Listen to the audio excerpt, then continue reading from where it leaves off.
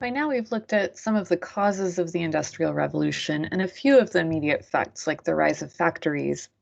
Today, we're going to focus in on how the Industrial Revolution affected cities, the process of urbanization.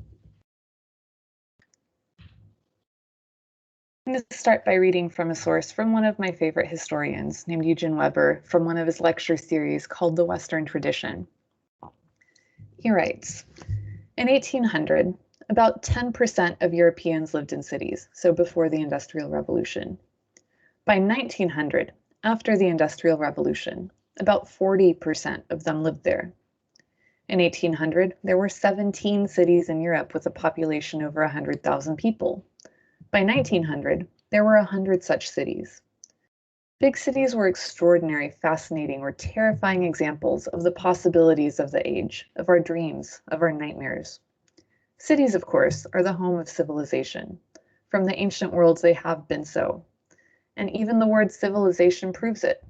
Civic, civil, civility, civilization, they all refer to what a citizen is, or should be, the member of an urban community. And an urbanite is described as urbane, courteous, elegant, refined. Few are so really. Few are so now. But the urbanites are by definition superior to the rustic countrymen who get all the negative descriptions, poor, yokel, bumpkin, clodhopper, and so on. This was always so, but in the modern world, in the world made and remade by the Industrial Revolution, it was more so, with more profound implications for all of us. For the first time, there was light. New shops, new goods, new pleasures, wide thoroughfares. But there were also chimneys belching smoke, factories fouling the air and water, and gunboat diplomacy making the world safe for Europe. It is fashionable nowadays to disparage the consumer economy, and it's true that it has gone to exaggerated and wasteful lengths. But I would rather have too much than too little, and I would rather have a majority of the population with access to consumption than just a tiny minority, as had been the case throughout history. Until, that is, the 19th century's mass production, bulk buying, economies of scale, encouraged mass consumption and created the new low prices, the discounts, the sales that give a lot of people access to goods and comforts and the courteous treatment, incidentally, that only very few enjoyed until that time. Of course, there were still millions who couldn't afford these goods. There are still millions today. But for the first time, there were millions now who could afford them, not just a few thousand as before. And that was a dramatic change. Urbanization describes the process of cities growing. And that's one of the most hallmark features of the Industrial Revolution. The growth of factories led to more people moving to cities to find jobs. So cities and factories developed near sources of energy, near rivers, near mines that were needed to power the Industrial Revolution and its machines. And you can see on the slide on the bottom left, there is a list of English cities with their main industry: coal, banking, steel, textiles, cotton, steel. These new cities, these new industrial cities, grew fast and in an unorganized way. And that led to some pretty epically awful living conditions, especially for the working poor, who were there to find work, sometimes desperately in factories. Their housing was built fast and badly. It was not sanitary, and there wasn't enough of it for everybody. Education in the cities was limited, mostly to the upper middle class and the upper class. And there was little police protection back then. Also back then, streets were unpaved and didn't have drains, and garbage often piled up on the streets. You can kind of see on the right and on the bottom some pictures of the living conditions of the working poor. These were called tenements. The sanitation then in these cities, especially for the poor, was about as bad as you'd imagine. Cholera epidemics, for example, were common in cities of England. Cholera is a disease that comes from contaminated drinking water, not that they knew it back then. It's a stomach infection that leads to severe diarrhea and or death by severe diarrhea, which is super gross. So like couple that with the fact that people lived in cramped quarters, sometimes several families into one room, and you have the makings for what we would now call a public health crisis. In 1848, for example, one study revealed that the average lifespan for a working class person in a large city in England was 17. Infrastructure, on the other hand, developed. And this was a more positive effect of the Industrial Revolution. Miles and miles of railroad track were built.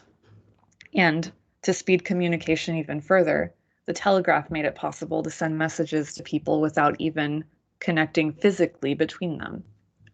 Go back to my little buddy, Professor Weber, to describe this time period for us. He says, "It was a time of marvels. Powerful railroads, mighty bridges, giant factories, telegraphs, telephones, and newspapers for a penny that linked and shrank the world. And towering above them were the cities, symbols of an age. There were only about 16,000 miles of railroad track in Europe when Marx published his Communist Manifesto. But if you put them together with tunnels, railway bridges, and stations and workshops, and sheds that were a part of the system, they already represented more stone and metal than all the monuments of antiquity, including the pyramids. When the 19th century opened, Napoleon's armies didn't move much faster than those of Julius Caesar's from ancient Rome. When the century closed, you could cross all of Europe in 3 or 4 days by rail. For the first time, news was consistently moving faster than people. In ancient times, you could send a message by carrier pigeon, and you could hope that the pigeon didn't get diverted along the way or eaten.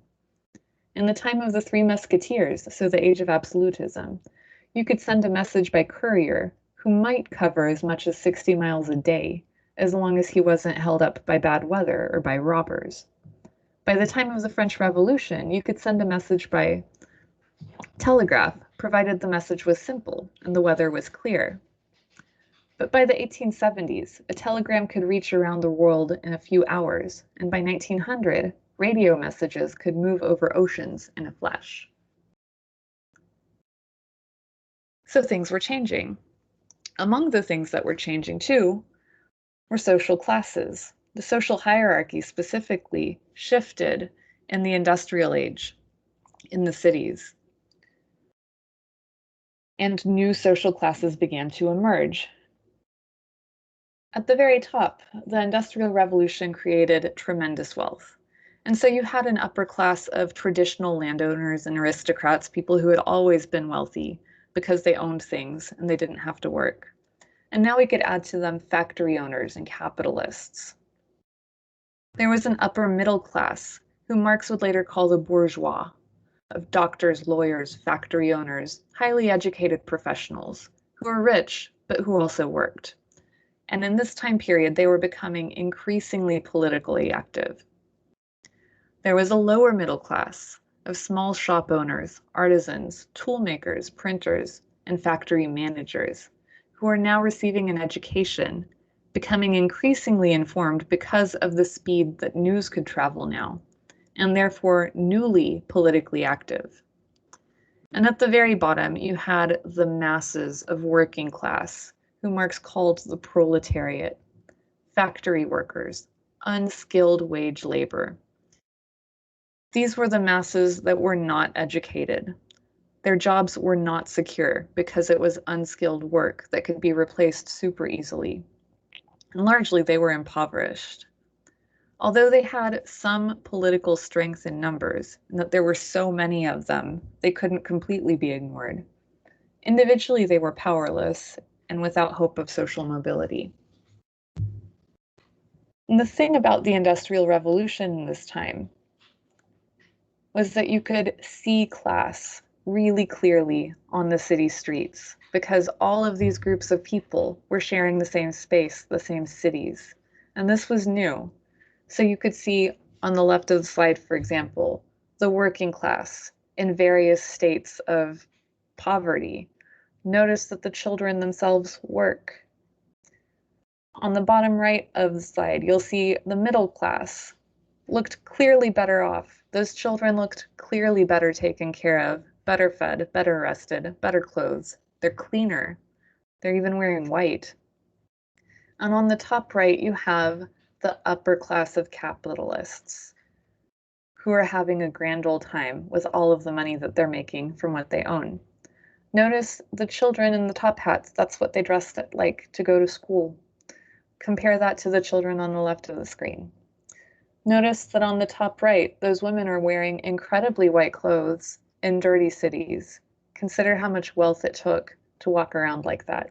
And consider what you would feel if you were a working class person who consistently saw evidence that your labor was enriching an incredibly idle upper class.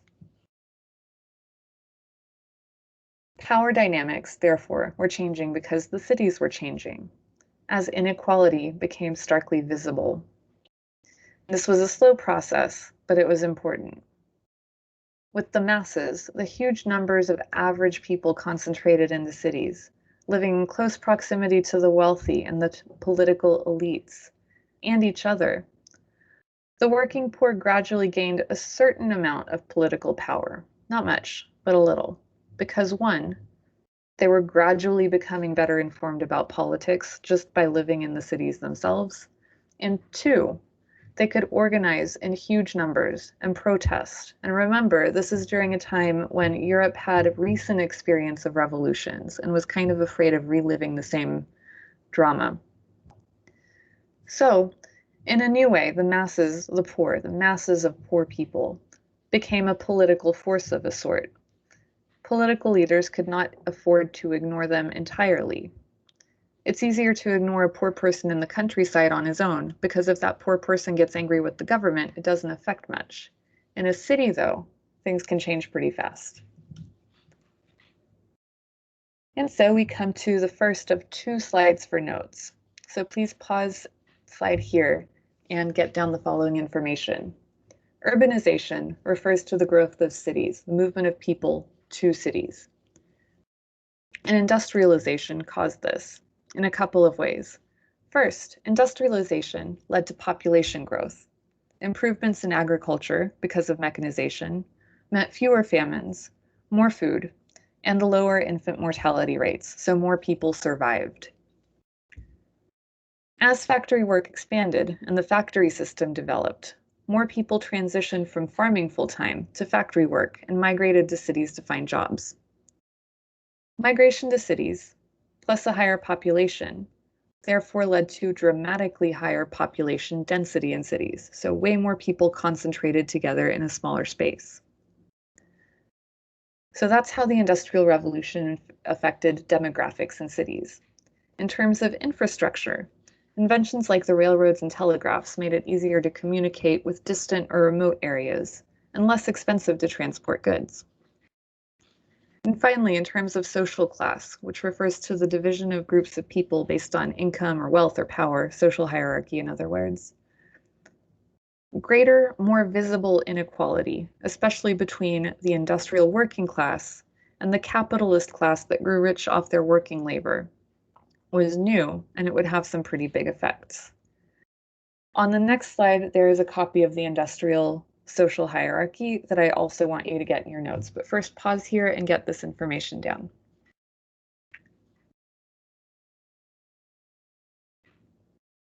Next, pause here and make sure you have a copy of this social hierarchy for the industrial age.